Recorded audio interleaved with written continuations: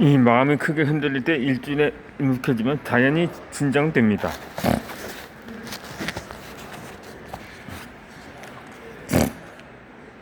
우리 마음은 스스로 생각하는 것처럼 약하지 않습니다. 저는 멘탈이 너무 약하다고 믿는 사람도 있을지 모르지만 그것은 마음의 강인함을 너무 과소평가한 것입니다. 우리의 마음은 그렇게 쉽게 꺾이거나 무너지는 것이 아닙니다. 우리 몸은 세균이나 바이러스가 체내에 침입하려고 하면 자연히 그것들을 없애려고 합니다. 이것이 면역체계의 작용입니다. 감기에 걸리면 자연스럽게 체온이 올라갑니다. 세균이나 바이러스를 없애기 위해 몸이 스스로 방어하는 거죠. 대부분의 세균이나 바이러스는 열에 약함으로 체온을 올려 몸을 지키려는 것입니다. 약을 먹지 아니어도 2, 3일 정도 누워있으면 감기는 낫습니다. 우울하거나 기분이 이상하는 것도 말하자면 마음의 감기라거나 너무 당황하지 맙시다. 마음은 조금간 원래대로 돌아갈 겁니다. 따라서 마음의 편의가 한번 일어났다고 해서 무언가를 하라고 하지 않아도 괜찮습니다. 이 마음의 자연치유라고 믿어봅시다. 이 배우자가 사망했을 때 홀로 한 가지 배우자는 몹시 슬픈 기분.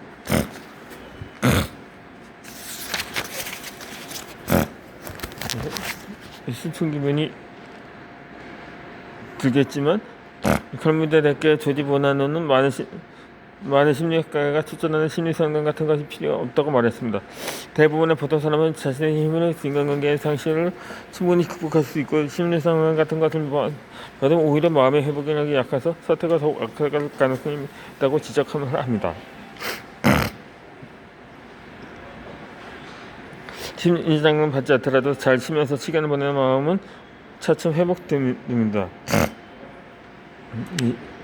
이 실현을 당했거나 입시에 실패했다거나 직장에서 해고되는 등의 다양한 일 때문에 우리들 마음에 급박도가 있고 심하게 동요할지도 모르지만 모두가 전문가의 도움이 필요한 건 아닙니다. 아무래도 하지 않아도 스스로 자신의 삶을 살피고 그 정도만으로도 힘들어서 마음은 원래대로 돌아갈 수 있습니다. 마음의 회복력은 우리의 생각보다 더 크니까요.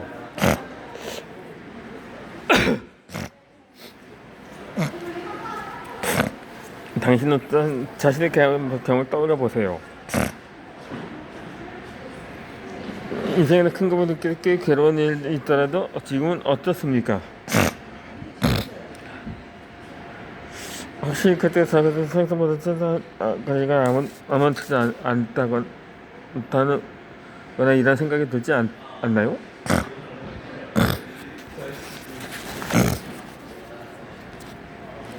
혹시 앞으로도 이런 힘든 일이 생기더라도 내 몸과 마음의 치료를 믿어보세요.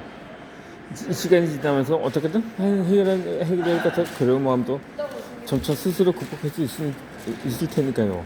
설령 멘탈이 붕괴될 만한 일이 벌어지더라도 패닉에 빠지지 마세요.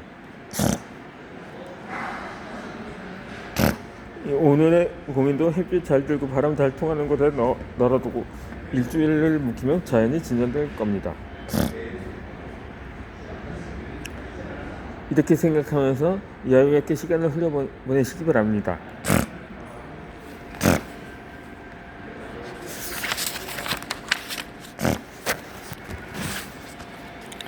이 자신이 휘두른 성가신 욕구를 쉽게 멀리하는 방법입니다. 우리를 휘둘리는 것은 타면이 아닙니다. 자신의 눈에서 성가신 존재가 있는데 그것이 바로 욕구입니다. 희곡이나 성욕, 수면욕 등을 3대 욕구라고 하는데 그 외에도 무력이나 도박욕, 최근에 인정욕구 같은 말도 자주 쉽게 듣습니다. 욕구가 성가신 까닭은 쾌감을 수반하기 때문입니다. 희곡을 연구한 실험을 소개하겠습니다.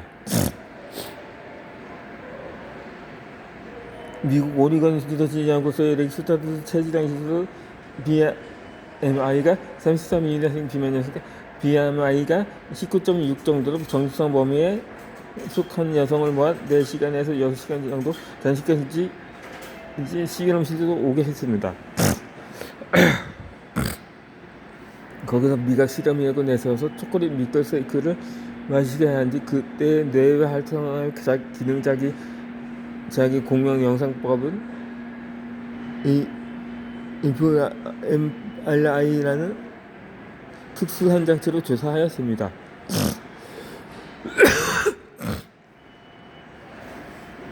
그래서 정상 범위에 속한 사람은 크게 달라지는 변화가 없었지만 비만 사람은 초콜릿 밀크세이크를 입에 어쩌면 뇌 보상 체계를 장당하는 영역이 활발하게 움직이는 것을 알 수 있었습니다. 즉 비만 식사에서 쾌락을 얻기 쉬운 상태라는 것입니다.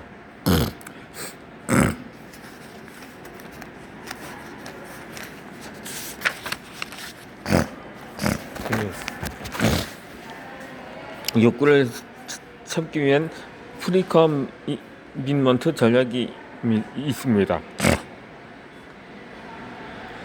인간은 쾌락을 느끼면 느낄수록 쾌락을 주는 자극을 좀처럼 멈출 수 없게 됩니다. 그럼 살이 찐 사람은 쾌락을 자꾸 추구하는 경향이 심해서 살이 찔 수밖에 없는 거지만 꼭 그렇지는 않습니다. 이 해결책은 간단합니다. 음식만 피하면 됩니다. 이놈의 앞에 맛있어 보이는 것이 있으면 그것을 보기만 해도 뇌 보상 체계가 활성화되어 버리니 그러지 않도록 아예 싹을 자르는 것입니다. 이것은 프리커밋먼트 전략이라고 부릅니다. 예를 들어서 식사하러 갈 때는 미리 직원들에게 말해두는 겁니다. 식사를 마친 뒤에 디저트를 갖다 주지 말라고 하면서 맛있어 보이는 케이크를 보면 꼭 먹고 싶어진다고 부탁해서 유혹을 차단하는 겁니다. 쇼핑을 나갈 때는 과자나 아이스크림 코너에 다가가지 않도록 해보세요. 맛있어 보이는 것을 보면 저도 욕구 참수할 수 있게 되니까요. 술을 좋아하는 사람들은 술집에 모여있는 거리에서 처음부터 다가가지 않도록 합니다. 가게가 없는 길을 골라 걸으면 뇌 보상 체계도 활성화되지 않으므로 욕구를 느끼는 일도 없습니다.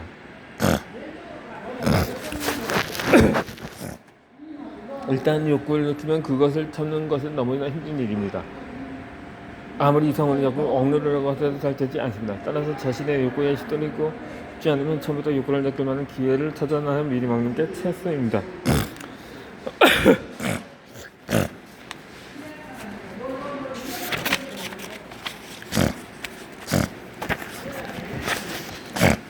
그래.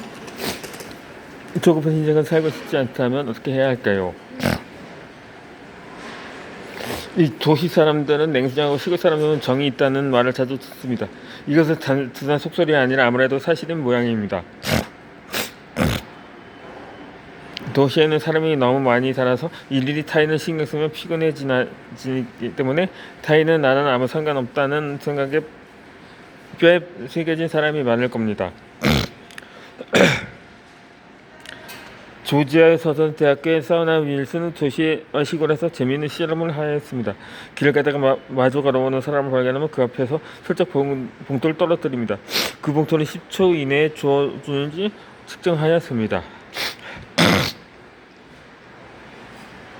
그 결과 봉투 떨었다고 말을 걸면 봉투를 주어주는 추천한 사람의 비율은 시골이 더 높았다고 합니다. 반면에 도시에서 길을 걷던 사람의 60%가 60% 주어주던 시골에서는 80%가 주어졌다는 것입니다. 또 도와줄 때까지의 시간도 시골이 더 빨랐습니다. 도시 사람은 도와줄 때까지 5.6초가 걸리지 시골에는 3.7초밖에 안 걸렸거든요.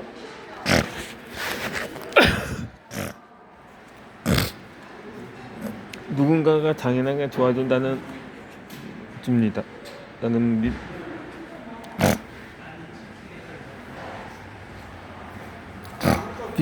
비슷한 연구는 이 웨스트주의 풀브라우데라 대학교 스테판 브리지스도 했는데 이 브리스가 똑같이 도시의 시골의 작은 마을에서 봉투를 떨어뜨리자 도시에 주워준 사람은 39.3%밖에 안 되었지만 시골의 작은 마을에서는 90.9%가 도와주었던 것입니다. 약 93%라는 이 수준은 정말 꽤 높다고 생각하지 않나요?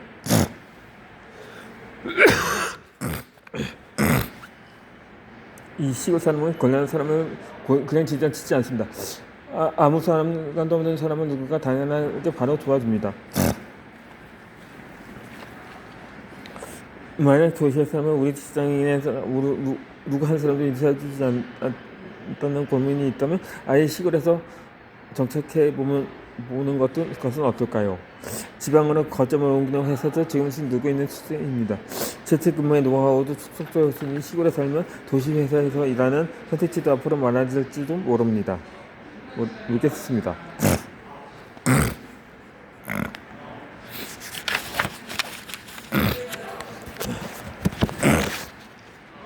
당신의 마음을 진정시키는 소리입니다. 시골 생활에 수천은 이웃에서는 그것을 뜻는 아닙니다. 엘리사베스 바타크 비스비와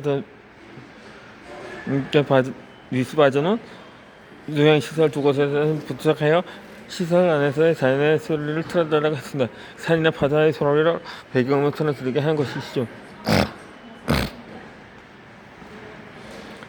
이 시설에서 평균 83살의 고령자들이 모여 있는데 자연의 소리를 틀지 않았을 때는 57.62%의 사람이 크게 떠들거나 소리치거나 하였는데 배경음악이나 자연의 소리를 틀었다 그 비율이 51.70%까지 줄었다고 합니다. 이 자연의 소리에는 사람의 마음을 평온하게 하는 효과가 있다는 것을 알 수 있습니다. 특히 추천하는 것은 실개천의 같은 물가입니다. 영국 애시스대학의 조 버튼에 따르면 신학가를 가는 게 우리 정신 건강에 매우 좋은 효과를 낸다고 합니다. 이 큰 강에 흐르는 하트버리는 스키트입니다. 걸지는 소리는 들으면 수연한 바람을 흡수하고 물새가 헤엄치는 모습을 볼 수 있어요. 상상하다 마음이 편안해집니다. 물론 시골로 이주하는 것은 여러 가지 어려움이 따르고 결심한다고 당장 실현할 수 있는 건 아니겠죠. 그럴 때는 스마트폰 앱을 추천합니다. 파도나 강물 소리 같은 자연의 다양한 소리를 듣는 모든 앱이 많습니다. 좋아하는 시소를 골라서 슬로퍼스는 지하철에서 들어보시기 바랍니다. 이런 아침 올라오는 피곤한 사람은 차분하게 오늘 할 일을 준비할 수는 있을 겁니다.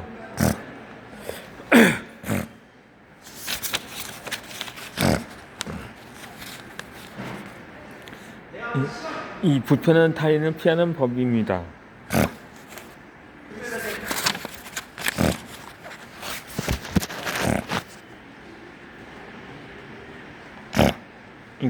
그 고정관념이 사실 당신을 괴롭히고 있습니다.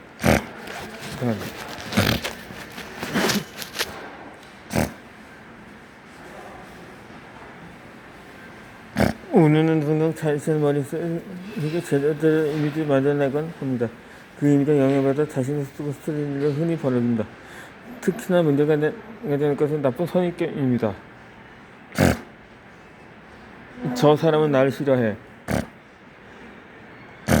나에게 차려겠다는 이유도 날 싫어하기 때문이라고 말입니다. 당신은 이런 행동이 나고 성격에서 당신의 선입을 알게 받아들이고 만든다. 피가 너무 까면 자꾸 감염하게 부진해서 나가서 의미 없이 피곤해집니다. 이래선 인간관계를 즐긴 것도 불가능해지지 않을까요?